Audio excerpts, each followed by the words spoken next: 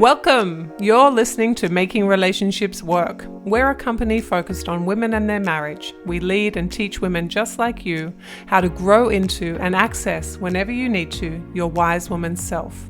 The part of you who is deeply connected to your purpose, your innate wisdom, and your husband and family. We teach women in marriages how to rebuild trust and connection, to work through conflicts no matter how deep, no matter how painful, and to lead your marriage to a place where the two of you experience marriage mastery. This podcast is about learning the systems and techniques that truly work to reconnect you back into your marriage so that you can experience the freedom that comes with a masterful marriage. Since this podcast is totally free, if you're getting tons of value and you want to support us and make sure that you get more of this good stuff, subscribe below and rate and review our podcast today. Now, on to the show. Hello, everybody. Hello, women making marriages work. Hello, making relationships work. Hello, if you're listening on our podcast. Hello, if you're listening on YouTube. Hello, if you're watching on Facebook Live, welcome. I'm so excited to have you here tonight. We are going to be talking about a really painful topic, which is a question posed by one of the women in my Women Only Facebook group. Her question is, if this is my last option before I pack up and move on, basically, how do I do this? And she says, I have so much anger and hatred towards my husband right now, and I don't like feeling like this. What do I do when I'm the only one who wants to make it work? And this is a question that I get all the time. And in fact, I posted this, I don't know, a few minutes ago. And what I can see is there's 54 comments already. So this is something that's deeply resonating with women that are in pain, who want their marriage to survive and want to know how they move through their own big feelings in order to start to give that marriage its kind of last shot before it ends. And that's what we want to talk about tonight, because the thing is, when it comes to marriage, when you're at the end, when you've done everything, when you've read all of the books, when you've been to couples counseling or individual counseling, or you have tried to talk about it and had it not work, or you have read lots of free ebooks or watched kind of some YouTube stuff that talks about quick fixes essentially, and it's not working, you need something bigger.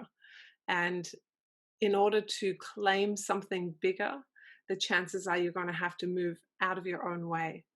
Because what my wonderful wise woman is asking me is, I have so much anger, and she used the word hatred, and hatred. How do I lead when I'm so full of my own feelings? And that is something that you need to be able to set aside for a moment until you've got the two of you working on it together. And so when you're in a place of anger and hatred, when you're in a place of emotional turmoil and in a place where you're in deep despair, that's not a place you want to lead from. That's not a place you're going to get the new life that you want.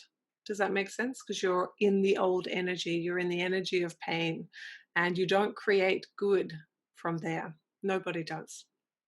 And so what you need is a sense of hope, a sense that it is possible, and a sense that if you do lead it, you're going to be able to hold the space, knowing that there will be a time when you get to have your experience heard and validated. But until that time, you can hold strong and be the change you want to see, to be the superhero that both of you are waiting for. And that is a really big thing to ask for most people. However, the people who do this are the ones who get where they want to go.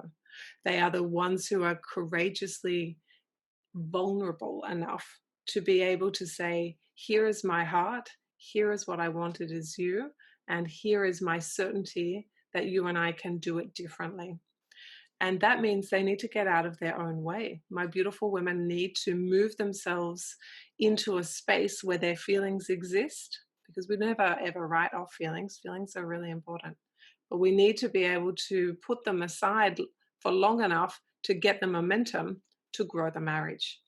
And when we can do that, very often, very often, we are able to start together to build what it is that the two of them really want. Very often. How, but where it all comes from is one person who says, I believe this marriage is worth saving. I believe this marriage can be wonderful if only we can, dot, dot, dot. So if you have someone who has the heart for this and the sense of courageous certainty that they can be the change they want to see for themselves, for their marriage, and as a leader with their husband, you and I can make magic, because I've got all the skills, I've got all the strategy, I've got everything you need. But what you need to do is to put aside that anger and hatred and hold it in a space that you will come and work through at some point. But allow yourself the gift of opening to possibility and to vulnerability, and allowing your courage to rise up so that you can create what it is you're looking for. And that vulnerability piece is probably the hardest piece. And it's probably the conversation I have the most, which is you would really like a different outcome. And it is terrifying to you to make yourself vulnerable to being hurt. Perhaps you're worried your husband will say no, thank you. Perhaps you're worried that he'll tell you things about yourself that feel overwhelming. Perhaps you're worried that you'll tell him things that will hurt him. And perhaps you're worried about all of those feelings altogether. And what's missing for you is the ability to handle big feelings and to be comfortable in the uncomfortable and to be able to feel strength in the vulnerability. And that is kind of what we're talking about. When you want to do something so big with someone so important, there is a huge leap of faith. And usually that leap of faith is, first of all, in you. And when that is the case, you would probably easily do it for your child. But when it comes to our husbands or our partners, it can feel kind of like going to war. And who would voluntarily do that? Most of us don't want to do that. Most of us live at this passive kind of life where we just let it keep going. And the permissiveness of society says, oh, that happens to everyone. It's not personal. It's not your fault. You didn't do anything wrong. It's all of that person. And sometimes things just don't work out, and kind of all of that stuff. And that is not going to get you your marriage back. It is not going to get you a wonderful life. It is not going to get you to be able to build a marriage that really serves you. So if you're listening to people in your community who are allowing you to not be in your full greatness, for you not to be encouraging you to step into vulnerability and grow so that you can expand your capacity as a woman and as a leader, they're not the people you need to be listening to. We are not looking at holding space for nothing to change. Where's the fun in that? You get one shot at life, my loves. And if this is the man you want to stay married to, and this is the man that you want to rebuild with, and he is unable to do this leap at this point, but you are, then the opportunity is to put your big feelings to the side, your feelings of anger or betrayal or hatred, and decide to grow into the woman that can reconcile and have a wonderful life. Because it's not just him that's the problem, it's you that's the problem. And it's not just you that's the problem, it's your marriage that's the problem. So you've got kind of three parts that need to be worked on. And one part has to be the part that you start with. And if it's you, then this is wonderful. Let's do this. If it's your husband, then that's also wonderful. But what we're really talking about here is your commitment to living a life that is devoid of mediocrity, where you will not accept passiveness, where you will not accept kind of okay, where you will fight for the freedom that comes with a wonderful, loving marriage. And you will do so in a way that brings you both together rather than separating you out. Instead of us against the world, you're in me against him. Nobody wants to be in me against him. That feels terrible. And if there are people around you being passive about that being an okay way to live, do it for the kids. Everyone's like this, it's okay. I'm here to tell you it is not okay to live in permissiveness and passiveness. That's no way to have a life.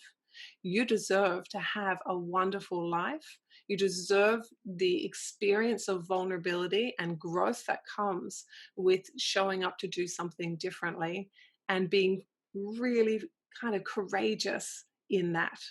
And when you come out the other side, you will feel differently. You will feel powerful, and those big feelings will not bother you anymore. You will be used to working with them. They will feel like a part of you that you deeply understand and you work through, and then you move on.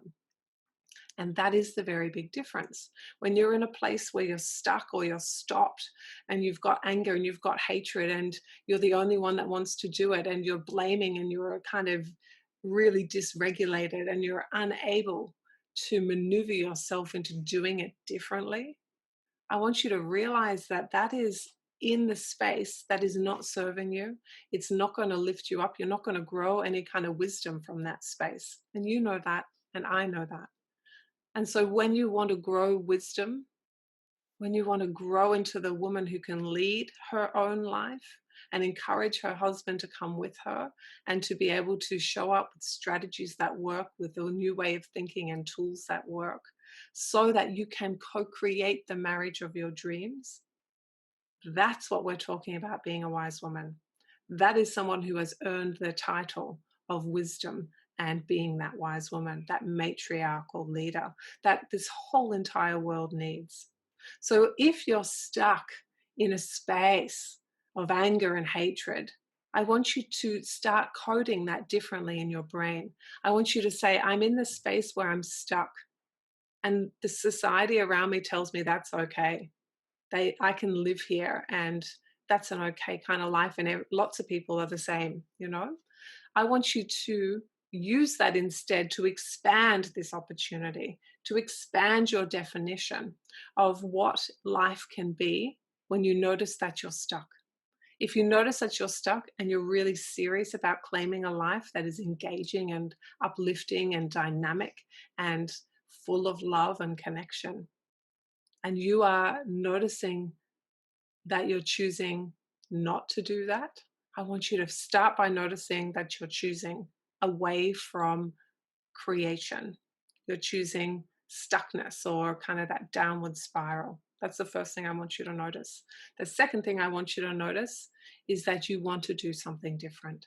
There is this little voice inside of you that is calling you to do something different, or you wouldn't be watching this video, you wouldn't have joined my groups, you wouldn't have noticed this rising feeling in your body of knowing the truth of what I'm saying is meant for you. You are ready to rise, you are ready to grow, you are ready to build that muscle, and you are ready to lead and create the life that you want. And so, if you are one of those women that is getting goosebumps listening to this, I want to talk to you. There are two ways that I want you to engage with me. The first one is I want you to watch my masterclass where I'm going to teach you skills that will rewrite the way that you interact with your husband. So I'm going to pop the link in for that. The second thing I want to do is I want to jump on a free breakthrough call with you, and I want to get you really clear on the stuckness that you're in and show you the strategy for how to move you to a different experience of life. So I want to do that. That's a free call that we offer. I want you to book that free call for a time that suits you, and I'm going to go ahead and put that booking link in as well. Now, my loves, if you don't like feeling like this, which is what my woman was saying in my group, and this is your last option, I just want you to hear those words in yourself amplified. You don't like this feeling, and this is your last option. And now is the time for vulnerability and courage. Now is the time for the leap. There is no superhero coming, my love. You are it, and I'm right beside you, cheering you on. But no one's coming in to do this differently for you. This is a call to yourself.